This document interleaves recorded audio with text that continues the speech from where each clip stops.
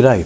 Going to cover off Google today. We're going to have a bit of a look at the business itself and look at some of the results it's had just in the recent times. They have just announced their third quarter results in the US, and that's up around 21% year on year. So over $18 billion worth of revenue for one quarter. That's 3 months. So very significant, strong growth. Where a lot of this growth is coming from is the migration from searching on the internet via our desktops like I've got here. So that's obviously as people are becoming more mobile, they're using their mobile phones for search, to find directions, to go shopping, to obviously for all sorts of things. We're not tied to our desks anymore like I am here.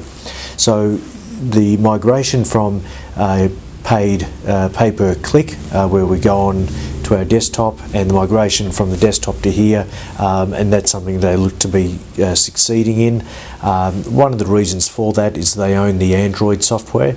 So for all non-Apple devices, they generally have the Android operating system. That operating system, Android, was developed by Google and given to Samsung, Motorola, Nokia, all the non-Apple products for free, and from there that's given them a huge leverage to put their advertising onto that platform, and obviously that's where they're getting a lot of search. I will just touch on another way that Google gets paid. If I do a search for financial planning, we can see we've got financial planning there in Google, and we'll see that there's 3 ads right at the top. Now all these people don't pay anything at the moment, and there's also a big list of ads down the right hand side there. So I'll just make them a little bit bigger. So financial planning, also we've got CommBank, ANZ Bank, BT, Yellow Brick Road, Pro Advisor, HSBC, MLC. So this is where all the ads sit. And then you've got what they call organic searches. So that's just based on what people have searched for and what's relevant information. And then obviously they've got their map business there as well. So this is where if you're out and about down the street, you can do a search. It'll actually tell you who's around you. Now obviously they've given me a list of Melbourne people here, which is not that relevant, so I could make it a more relevant search by typing in Horsham. But back to the ads here. So they get paid by the people that click on these. So it's essentially an auction to get onto the front page. Obviously when you put in financial planning, there is more than likely a huge amount of results. There's 227 million results, so nearly 250 million results.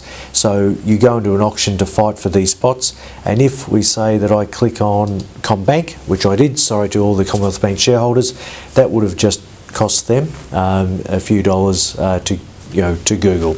So we just help with their performance. Some of the other issues that's driving their performance is playing video on the internet.